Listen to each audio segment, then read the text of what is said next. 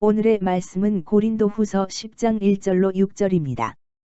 너희를 대면하면 유순하고 떠나 있으면 너희에 대하여 담대한 나 바울은 이제 그리스도의 온유와 관용으로 친히 너희를 권하고 또한 우리를 육신에 따라 행하는 자로 여기는 자들에 대하여 내가 담대히 대하는 것 같이 너희와 함께 있을 때에 나로 하여금 이 담대한 태도로 대하지 않게 하기를 구하노라.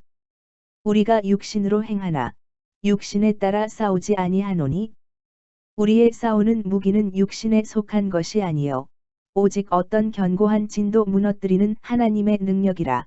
모든 이론을 무너뜨리며 하나님 많은 것을 대적하여 높아진 것을 다 무너뜨리고 모든 생각을 사로잡아 그리스도에게 복종하게 하니 너희의 복종이 온전하게 될 때에 모든 복종하지 않는 것을 벌하려고 준비하는 중에 있노라. 오늘 이 시간에 하나님의 말씀은 영적 전투에서 승리하라. 영적 전투에서 승리하라 라는 말씀으로 여러분과 은혜를 나누기를 원합니다. CEO를 감동시키는 자기혁명의 비밀이라고 하는 그런 책의 서두에 나오는 이야기입니다. 고양이가 쥐를 쫓고 있었습니다. 처절한 레이스를 벌이다가 그만 쥐를 놓치고 맙니다. 아슬아슬한 찰나에 쥐가 쥐구멍으로 딱 들어간 것입니다. 그런데 그때 특이한 현상이 일어납니다. 쥐구멍에 쪼그려 앉은 고양이가 갑자기 멍멍멍 그리고 소리를 내는 겁니다. 그러자 쥐가 궁금해서 뭐야 고양이가 바뀌었나? 그리고 얼굴을 바깥으로 내미는 순간 고양이가 발톱으로 그 발톱에 걸려들고 맙니다. 의기양양 쥐를 물고 가며 고양이가 하는 말이 무슨 말인지 아십니까?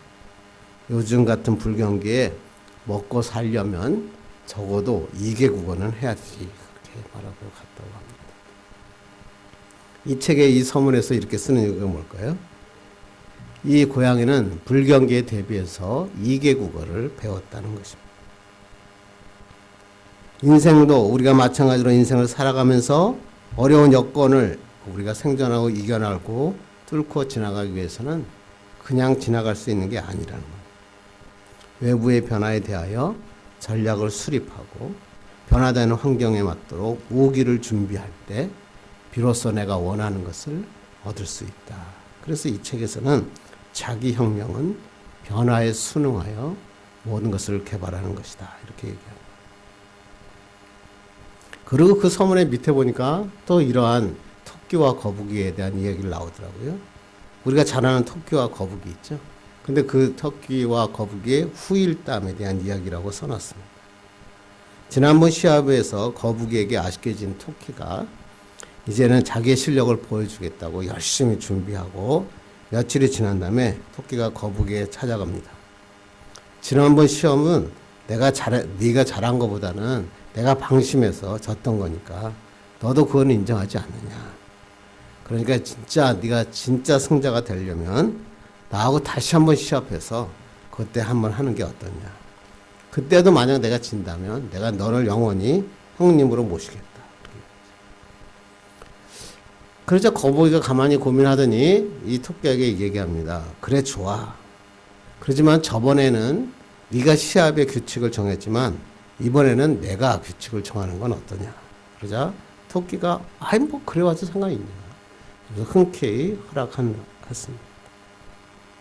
그런데 시합을 했습니다. 시합을 했는데 어떻게 됐을까요?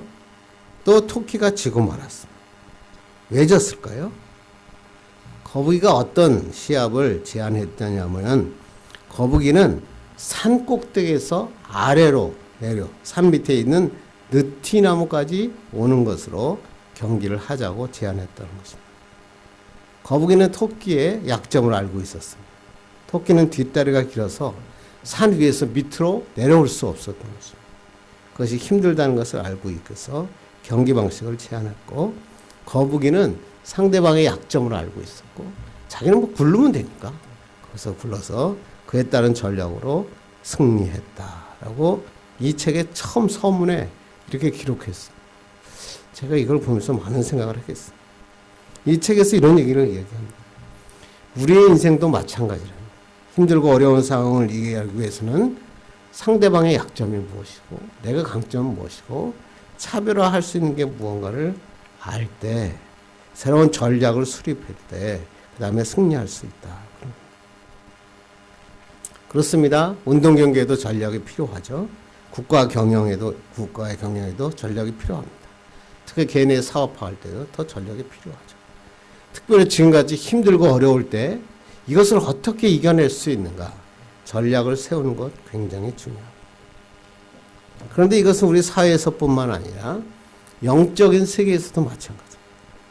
우리의 삶에서 일어나고 있는 매일매일의 영적 전투에서 어떻게 우리가 승리할 수 있는가. 승리하기 위해서는 뭐예요? 바른 전략이 필요하다. 이런 얘기죠. 그래서 탁월한 미국 기독교 작가이고 신학자인 워즈비 목사님이 쓴 책 중에 영적 전투의 전략이라고 하는 책이 있습니다. 이 책의 부제는 뭐냐면 사탄의 전략을 무력화시켜라. 그러니까 사탄을 그냥 가만히 놔둔다고 해서 이길 수 없다는 거. 사탄을 이기기 위해서는 전략을 세워야 된다. 우리가 살아가는 세상은 영적 전투의 전쟁터와 같다. 그러므로 사탄을 물리치기 위해서는 전략이 필요하다. 그러면서 이 저자는 이 영적 전투에서 승리할 수 있는 전략이 뭐냐면 하나님의 말씀이다. 하나님의 진리, 그것을 붙잡는 것이 진리에 순종하는 것만이 승리할 수 있다. 이 책에서 그 저자는 이렇게 얘기합니다. 사탄은 속이는 자다, 파괴자다, 지배자다, 고소자다 이렇게 정의를 내리고 이러한 것을 물리치기 위해서는 말씀이 제대로 서 있어야 됩니다. 그래서 이것밖에 순종할 수 없다. 이것밖에 승리할 수 있는 방법은 없다. 그러면서 교회와 가정 안에 사탄이 침투해 어떠한 일을 벌이고 있는지를 자세히 기록하고 그것들을 이길 수 있는 성경의 전략들을 이 책에서는 기록하고 있습니다. 그래서 이 책에서 하나님의 자녀된 우리는 하나님께서 원하시는 것은 뭐냐면 이 세상을 두려워하거나 그 때문에 쩔쩔매는 폐잔병 같은 삶이 아니라 오직 승리의 주이신 예수 그리스도와 함께 승리의 노래를 부르는 자가 참된 그리스도입니다. 그러기 위해서는 어떻게 하자? 성경을 통해서 영적 전투에서 승리할 수 있는 전략을 배우라고 이 책은 이야기하고 있다는 것입니다.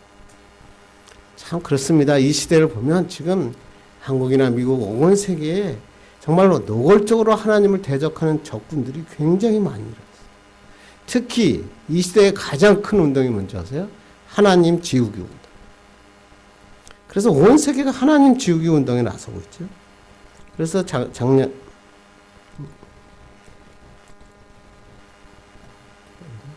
작년에 미주 크리스천 신문에 게재된 기사가 하나 있었는데 미국 하원에서 의원들이 모아서 내놓은 정책을 중에 하나가 뭐냐면 하나님의 전통적인 선서 문구를 삭제하자. 그래서 민주당 의원들이 모여가지고 그 법안을 하원에서 올렸습니다. 이 사건이 뭐냐면 미 하원에서 법정이나 공식 장소에서 증언할 때 오직 진리만 말하겠습니다. 이렇게 말하고 난 다음에 그 다음에 So help me God 이라는 단어를 꼭 붙였어요.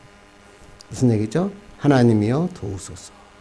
그러니까 나는 오직 진리만 말하겠습니다. 라고 한 다음에 So help me God, So help you God 이렇게 말을 하게 되었습니다.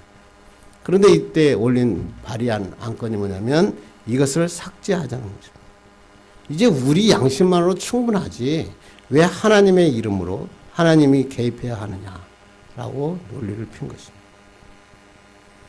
그래서 그것이 통과되려고 했지만 강력한 국민들의 반발에 마침내 하나님이여 도우소서 So help me God 이라는 문구는 잠정적으로 유지하기로 투표를 통해 결정했습니다.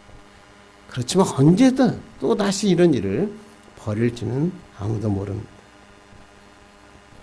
왜 미국에서 So help me God이라는 단어가 이렇게 선서 후에 쓰여지냐 그러면 민수기 30장 2절에 사람이 여호와께 서원하였거나 결심하고 서약하였으면 깨트리지 말고 그가 입으로 말한 대로 다 이행할 것이니라 라고 하는 이 민수기 말씀을 미국을 설립한 선조들이 이것을 가지고 법적, 공식적인 석상에서 선서할 때 하나님 앞에 엄중하게 그 선서를 지키라고 만든 문장이었기 때문에 그렇습니다.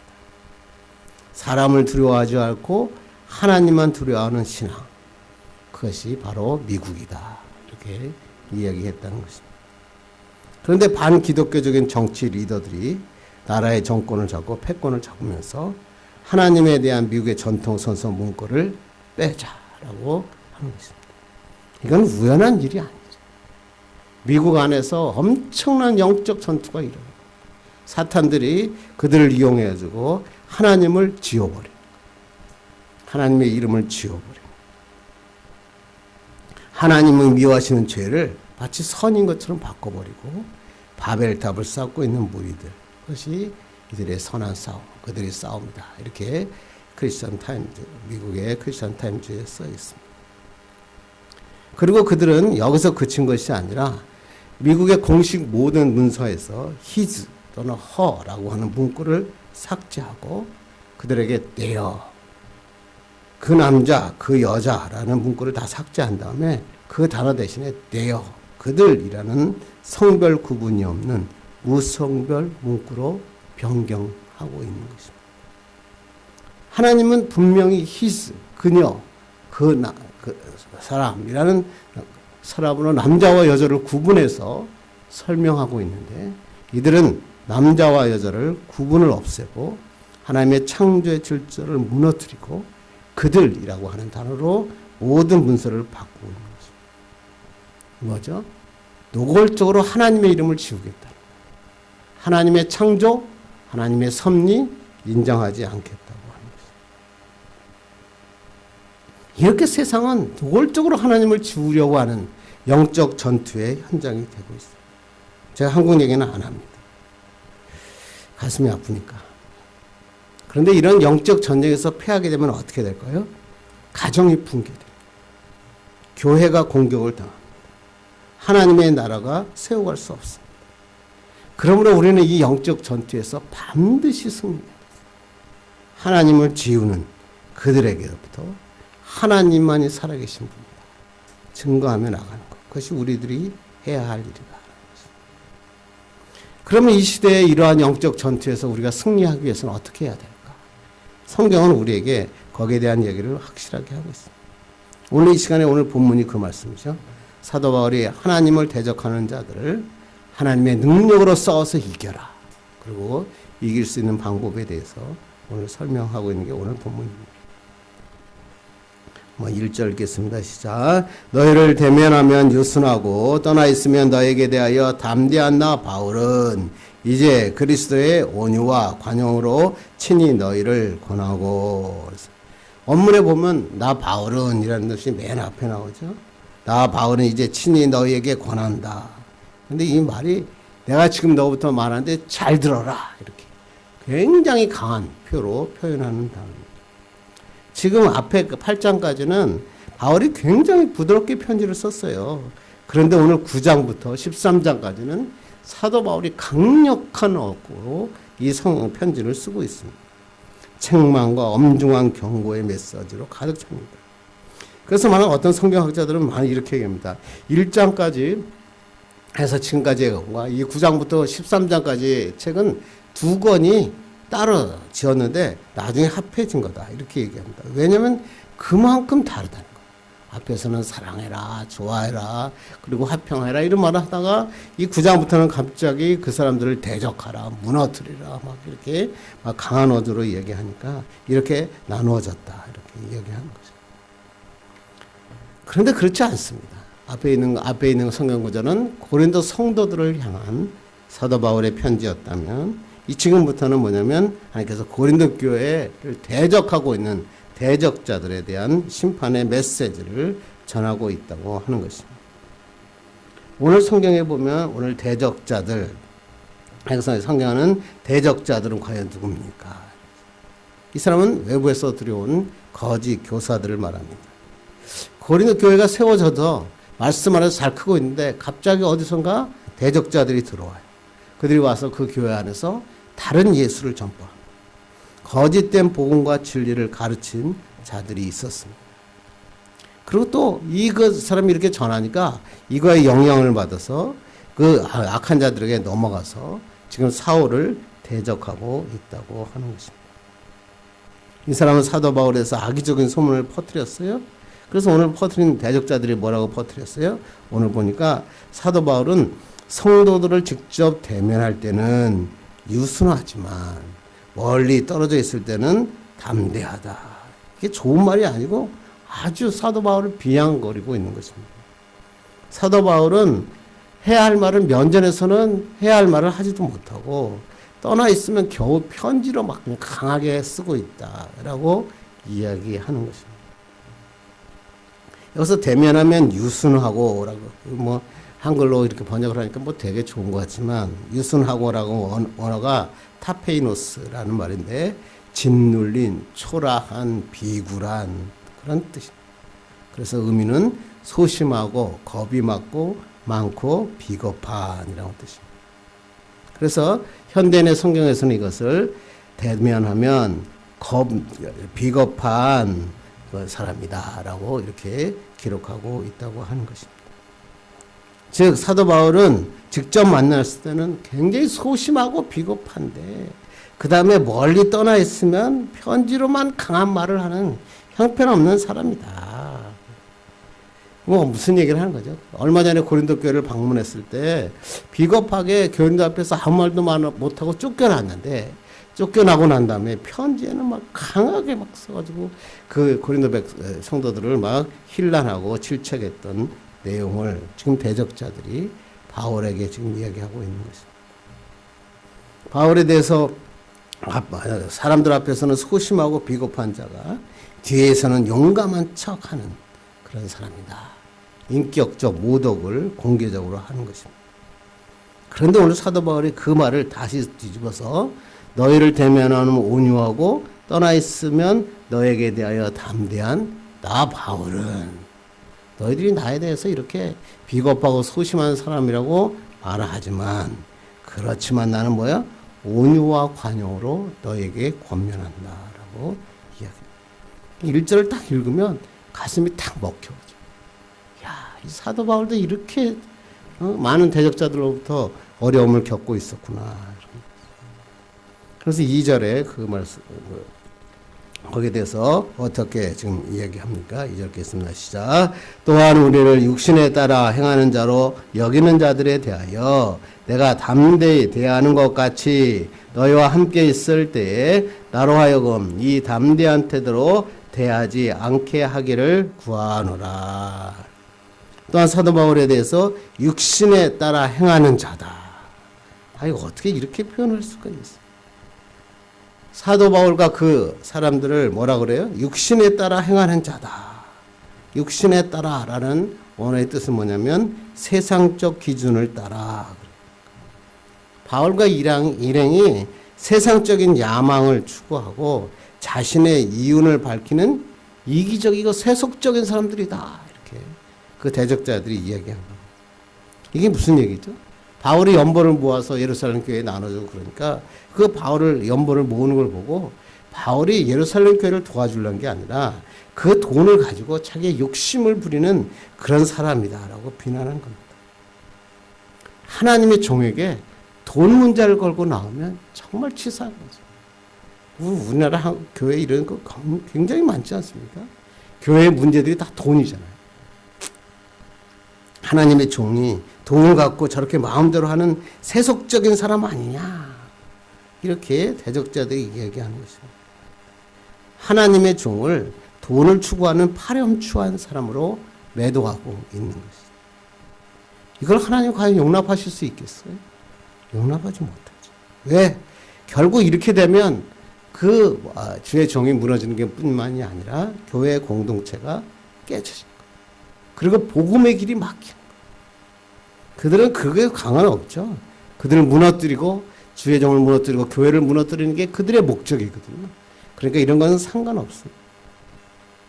그러면서 애들은 이게 실제로 겉으로는 막 의로운 척하고 막 명분을 내세웠지만 실제는 교회를 무너뜨리고 복음의 길을 막고자 했던 정말 악한 자들이었다. 오늘 성경은 그렇게 얘기하면서 사도 바울이 뭐라고요? 내가 그들을 오늘 엄중하게 다루겠다. 이렇게 성경은 이야기하고 있는 거죠. 여기서 우리 교회들이 확실히 알아야 될 게 하나 있어요. 모든 사람들이 가끔가다 이렇게 얘기하더라고요. 교회는 모든 사람을 사랑으로 품어야 되는 거 아닙니까? 뜻하지 않게 이런 얘기를 하는 사람들이 가끔 많이 있더라고요. 그리고 실제로 뭐 교회는 당연히 잘못한 사람까지도 껴안고 용서하고 사랑으로 품어야 하는 게 교회입니다. 그런데 문제는 뭐죠? 의도적으로 악한 영을 따라 사탄의 지시에 따라서 하나님의 교회를 깨트리기 위해서 악한 일을 행한 사람은 다릅니다. 어디 자기가 잘못해서 그래서 부지부지간에 잘못을 저지르거나 또 그럴 수밖에 없는 환경에 있어서 잘못한 사람은 교회는 안아주고 사랑해주고 감싸주고 용서해줘야 돼요. 그러나 의도적으로 사탄의 영을 따라서 교회를 무너뜨리는 자에게는 단호해야 된다. 그렇게 사도 바울은 이렇게 합니다. 그렇게 하지 않으면 교회를 지킬 수가 없고 성도들을 지킬 수 없기 때문이다. 그렇습니다. 그래서 우리가 세상의 실수로 또는 어쩔 수 없이 잘못을 범할 수밖에 없는 그런 사람이 있다면 그들을 용납하고 사랑해야 됩니다. 그러나 의도적으로 하나님을 거스리고 하나님의 성경의 진리를 왜곡하는 사람까지 사랑으로 품으라고는 어디에도 기록되어 있지 않습니다. 그들은 영적인 대적자들이기 때문에 그렇습니다. 이것을 명확하게 한다면 우리가 동성애자들에 대해서 공산주의자들에 대해서 어떻게 대해야 되는지 여러분은 아실 수 있습니다. 그러므로 우리 성도들은 세상에서 상처받고 힘들어하고 어쩔 수 없이 잘못을 저지른 자들을 그런 사랑과 용서로 감싸주어야 하지만 의도적으로 하나님을 대적하고 성경을 무시하고 하나님을 지우려고 하는 사람들에게는 강력하게 싸워서 승리해야 된다라고 오늘 본문은 이야기하는 것입니다. 그렇습니다. 우리를 공격하는 것은 이러한 외적인 여러 가지가 있지만 이것만 있는 게 아니죠. 우리 내면에 찾아오는 많은 대적들이 공격들이 있습니다. 사람과의 관계에서 오는 상처야 아픔, 또 팬데믹을 통해서는 재정적인 고통, 그것을 통해서 많은 후유증으로 많은 것을 내세우는 사람들이 많이 생겨나고 있습니다. 그래서 요새 특징이 뭐냐면 영적 탈진이라는 단어를 많이 씁니다. 그리스도인들이 영적으로 탈진해버리고 말았어요. 그래서 예배에 대해서 중요성을 잃어버려요. 이제 교회 가서 예배 안 드려도 되는구나. 근데 교회 가는 이유는 단지 하나래요. 사람들과의 교제.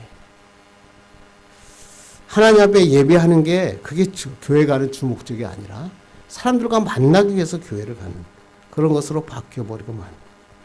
그러다 보니까 내 삶에 하나님의 신앙의 역사하심이 나타나지 않아요. 기도할 수 있는 힘마저도 잃어버려요. 그런 사람들이 막 길거리에 하나님의 영광은 떠나고 세상에 빠져요. 이게 뭐예요? 악한 사탄의 영적인 공격. 그래서 우리는 이러한 영적 전투에서 대적자들의 공격에서 반드시 승리해야 된다고 하는 것입니다. 그렇게 하다면 어떻게 하면 우리가 이런 영적 전투에서 승리할 수 있을까? 그래서 오늘 성경은 우리에게 말씀하고 있습니다. 그래서 첫 번째 하나님께서 말씀하시는 것은 영적 전투에서 승리하기 위해서는 하나님의 방법으로 싸워야 된다. 영적으로 승리하기 위해서는 인간적인 방법으로 싸워서는 승리할 수 없다. 하나님의 주신 방법으로 승리해라. 그게 오늘 3절 읽겠습니다. 시작. 우리가 육신으로 행하나 육신에 따라 싸우지 아니하노니. 참 말씀이 너무 좋죠. 자기는 육신을 따라 행하는 자가 아니다. 자신이 육신으로 행하나 육신에 따라 싸우지 않는다. 육신으로 행한다라는 것은 뭐예요? 육신 상태로 살아간다.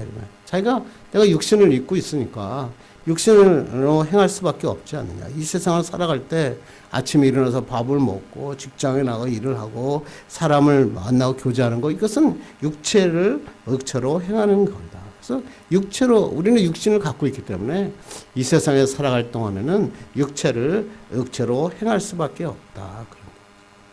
그러나 뭐라고 했어요? 육신에 따라 싸우지 않는다. 육신에 따라 행하지 않는다. 이런 거죠. 육신에 따라 행한다는 건 뭐예요? 세상적인 가치 기준에 따라 육체가 원하는 대로 살지 않는다라고 이야기하는 것입니다. 그렇습니다.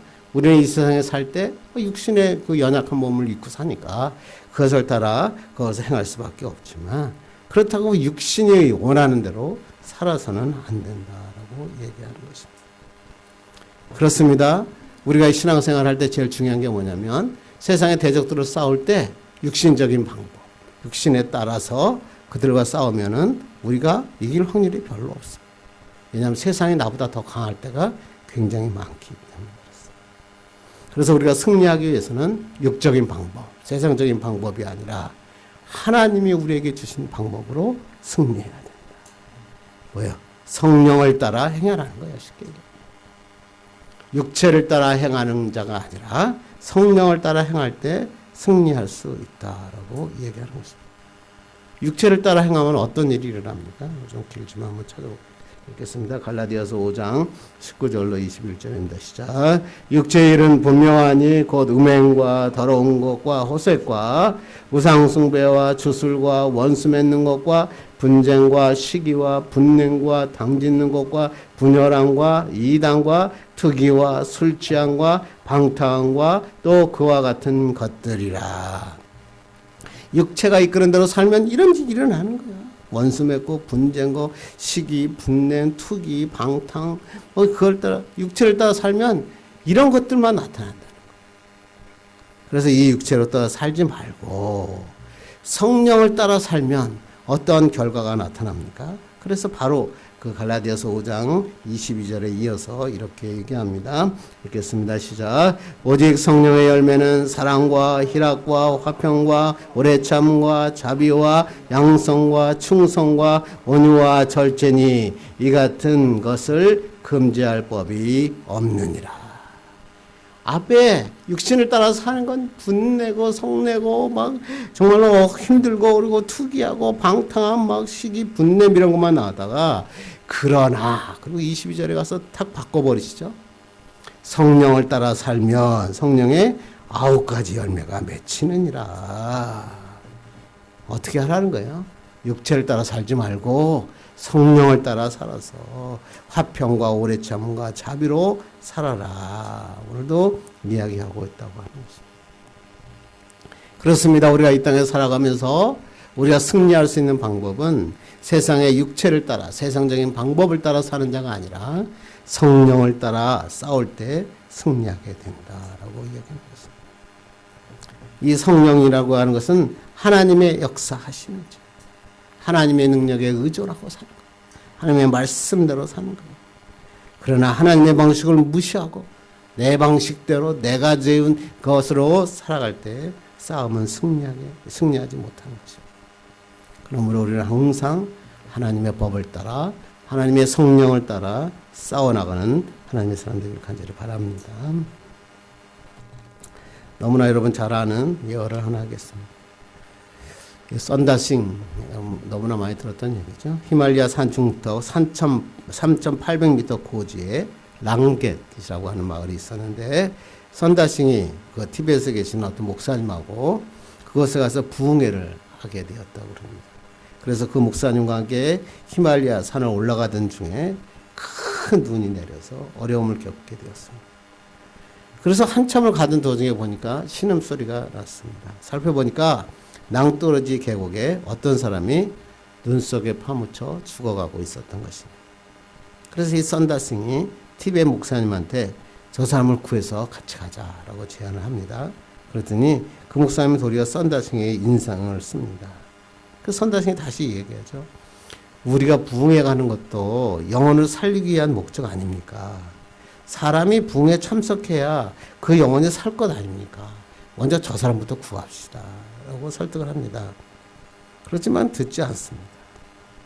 날은 어두워졌고 영하 20, 30도 아래로 떨어졌고 그 사람을 경험하다가는 우리가 다 죽게 될 것이다 라고 얘기합니다. 그래서 썬다싱이 그래도 같이 저 사람 구해서 가자 그랬더니 그 목사님이 이렇게 얘기합니다. 당신 같은 사람하고 부흥회를 같이 다니는 내가 참 바보입니다. 당신은 여기 있으십시오. 나는 내 부흥회를 위해서 나에 먼저 가겠습니다. 그리고 티베트 목사님이 먼저 떠납니다. 썬다싱은 성령께서 자기 마음속에 이렇게 외치는 겁니다. 저 사람을 두고 가면 안 된다. 한 생명이 천하보다 귀하지 않느냐. 내일 부흥회는 내일이고 오늘은 저 사람을 살리는 게 내가 할 일이다. 성령께서 말씀하시는 소리를 듣습니다. 그래서 썬다싱은 절벽 아래로 내려가서 눈을 헤치고 보니까 그 사람이 또 발목이 부러져 있는 거예요. 그래서 할 수 없이 그 사람을 등에다 업고 갑니다. 그런데 등에 업고 가면서 그 사람이 썬다싱에게 이렇게 얘기합니다. 자기가 지금 여기서 가게를 하고 있는 사람인데 썬다싱이 지금 그것에 온다고 해가지고 은혜 받기 위해서 가게 문을 일찍 닫고 집회에 참석하게 가다가 이렇게 낭떠러지에 떨어졌다고 하는 것입니다. 그래서 썬다싱은 이 사람이 자기가 썬다싱인 줄 알면 또 마음에 부담이 얻을 것 같으니까 썬다싱도 그 사람에게 이렇게 얘기합니다. 나도 그 부흥에 가서 은혜 받으려고 지금 가는 길입니다. 그러니까 같이 갑시다. 그리고 그 사람을 얻고 그것을 출발했습니다. 한참을 가다 보니까 발에 뭐가 걸렸습니다. 갖다 보니까 어제 저녁에 먼저 간다고 했던 TBS의 목사님이 그곳에서 얼어 죽어 있던 것입니다. 성령께서는 썬다싱이 얼어 죽지 않게 하기 위해서 그 사람을 등에 지게 과하게 하신 것입니다. 이게 바로 성령의 역사. 우리의 삶에는 이런 일들이 굉장히 많이 일어나요. 성령께서는 우리 가운데 섭리 가운데 인도하여 주십니다. 육체를 따라 자기 생각을 따라 살면 어른길에서 죽고 맙니다. 그러나 성령의 뜻을 따라 살면 자기도 살고 남도 살리는 축복의 인생을 살 수 있는 것입니다. 그래서 하나님께서는 성령께서는 우리를 하여금 하나님의 계획을 알게 하시고 하나님의 섭리를 알게 하십니다. 그래서 우리는 삶의 현장에서 육체를 따라 행하는 자가 아니라 성령을 따라 사는 자, 하나님의 방법대로 사는 영적으로 승리하는 자 되기를 주님의 이름으로 축원합니다. 두 번째, 하나님께서 오늘 본문을 통해서 말씀하시는 영적 전투에서 승리하기 위해서는 하나님의 무기를 사용해야 됩니다. 처음엔 방법이 뭐예요? 하나님의 뜻에 따라 싸워라. 하나님의 방식대로 싸워라. 두 번째는 무기를 주셨다. 무기가 뭔가 봅시다. 4절 읽겠습니다. 시작. 우리의 싸우는 무기는 육신에 속한 것이 아니요 오직 어떤 견고한 진도 무너뜨리는 하나님의 능력이라. 이런 말씀 읽으면 막 기분이 확 앵커러지 되죠. 우리의 싸우는 무기는 육신에 속한 것이 아니라 어떠한 견고한 진도 무너뜨리는 하나님의 능력이라. 육신에 속한 무기는 뭐예요? 이 세상의 무기죠. 지적인 능력 또는 권세, 어떤 부, 이걸 가지고 자기 무기로 삼습니다. 그런데 이 무기는 순식간에 날라가요. 그런데 우리는 하나님의 능력으로 싸워라. 이렇게 얘기하는 거죠. 그러면 하나님께서 우리에게 주신 무기가 뭐죠? 성경에서 싸울 때 우리에게 주신 무기는 단 하나밖에 없죠. 말씀. 예수님께서 광야에서 마귀하고 싸웠잖아요. 마귀하고 싸울 때 뭘로 싸웠죠? 하나님의 말씀으로 싸웠죠. 예수님도 하나님 주신 말씀으로 싸웠는데 우리는 어떻게 살아야겠어요? 그러므로 우리는 말씀의 능력을 가져야 하나님을 대적하는 세대 속에서 넘어지지 않을 수 있습니다. 이 세상에 하나님을 막 지우려고 할 때 하나님의 말씀으로 붙잡아. 그럴 때 하나님의 능력이 나타나죠. 내가 조금 아는 것 같고 그들하고 변론하고 타오자면 결국은 실패할 수밖에 없습니다. 우리가 이 말씀을 잡으면 오늘 성경에 뭐라고 했어요? 견고한 진도 무너뜨린다 그랬어요. 견고한 진이 뭐예요? 아주 강한 유세 같은 무너지지 않는 성. 여서 여러분 아시면 여리고성이죠. 여리고한 성이 견고한 성이죠. 이 견고한 성은 무너지지 않았죠. 아무리 싸워도 무너지지 않는 견고한 성이었는데 하나님의 말씀대로 돌았어요. 나팔을 불었더니 여리고성이 무너졌다는 거예요. 견고한 진 무너뜨린 것은 하나님의 말씀이었다. 그러니까 우리 삶에도 이러한 난공불락의 견고한 성이 있죠. 나의 앞길을 갑자기 가로막는 게 생겨요. 나의 삶에 어려움이 있습니다. 나의 노력, 나의 애씀으로는 도저히 깨트릴 수 없는 견고한 강력한 진들이 있다는 것입니다. 사람마다 좀 다르지만 어떠한 사람은 마음의 깊은 상처가 절대적으로 무너지지 않는 견고한 진이 된 사람이 많다고 하는 것입니다. 또 어떤 사람 마음의 정욕 또는 중독, 이것이 진일 수가 있습니다. 유명한 책인데 정신과 의사인 스캇 팩이라고 하는 박사가 거짓의 사람들이라고 하는 책을 썼는데 아주 유명한 책입니다. 그는 자신에게 찾아온 상담받는 사람들을 다 모아가지고 그 사람들을 조사했다고 합니다.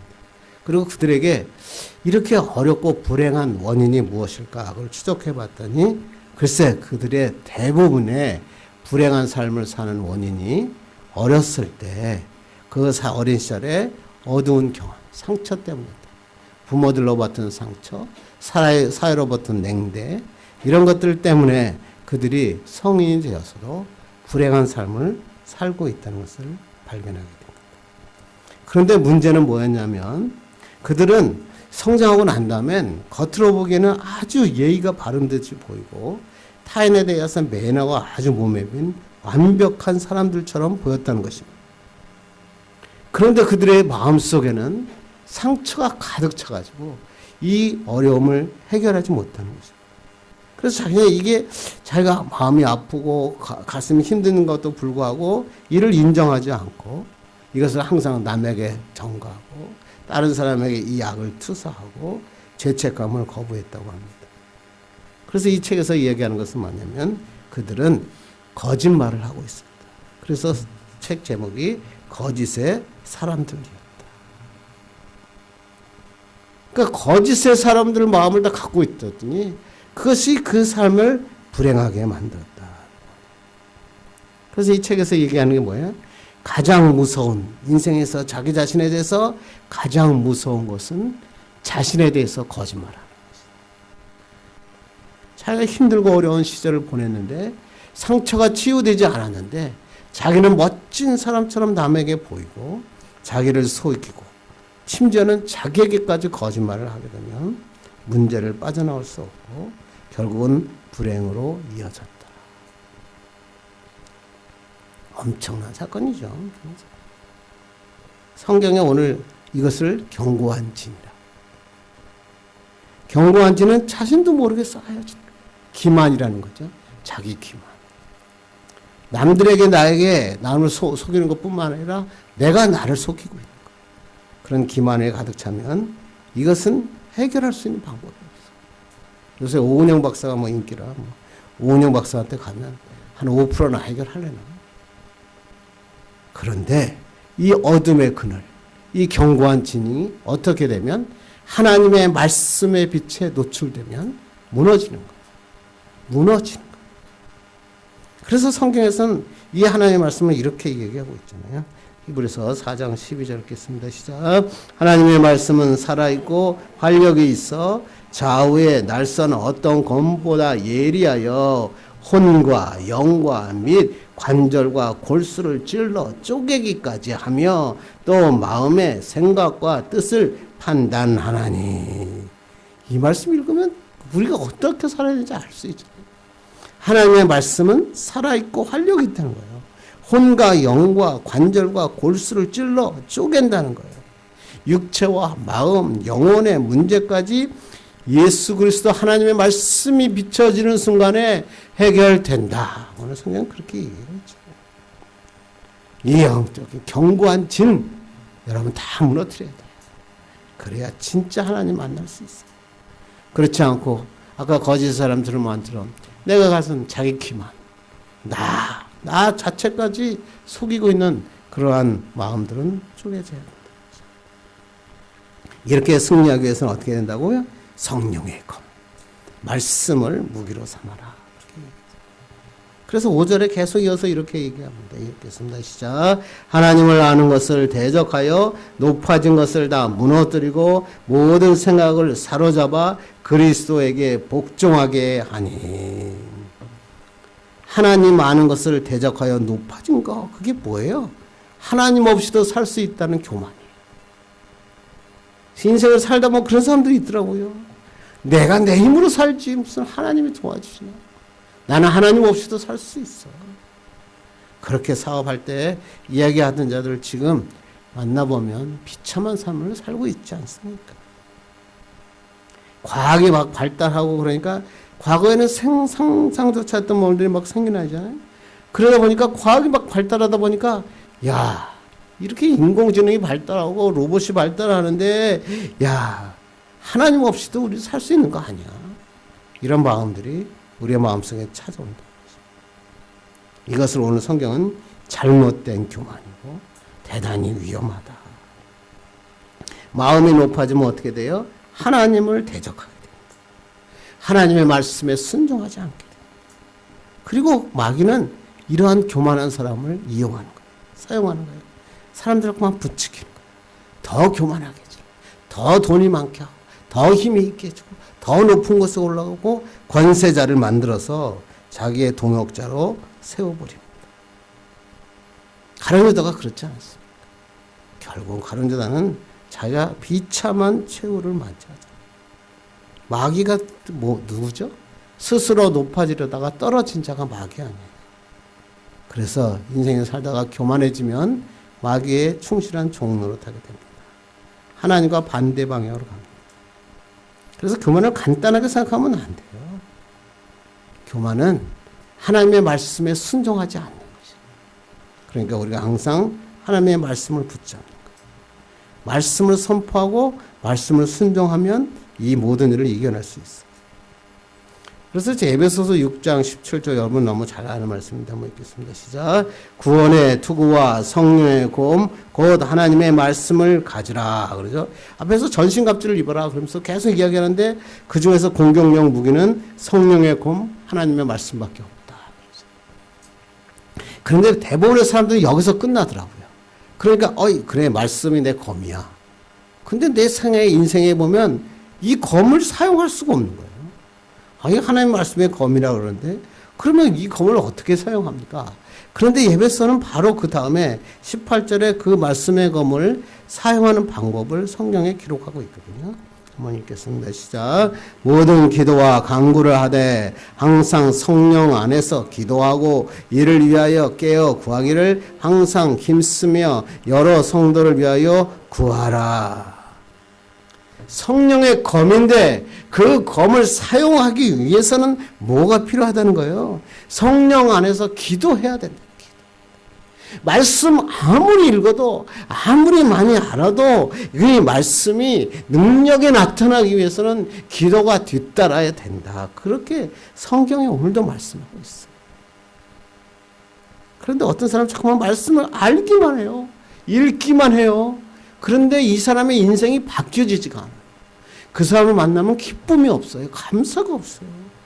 왜 저렇게 성경 말씀을 많이 아는데 저렇게 기쁨이 없을까? 왜 저렇게 능력이 나타나지 않을까? 어떻게 안 하니까?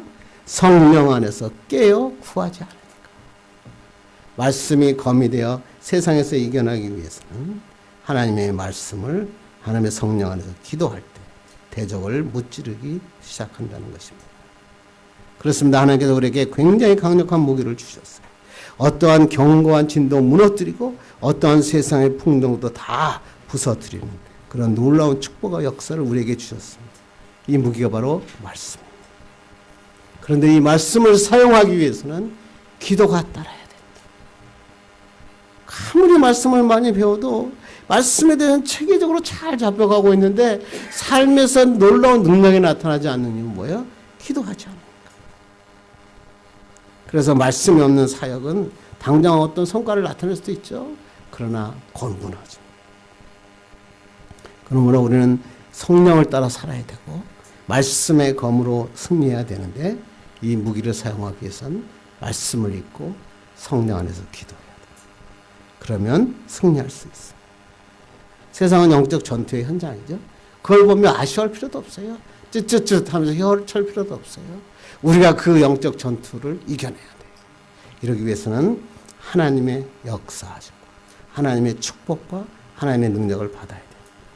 하나님의 말씀대로 삽시다.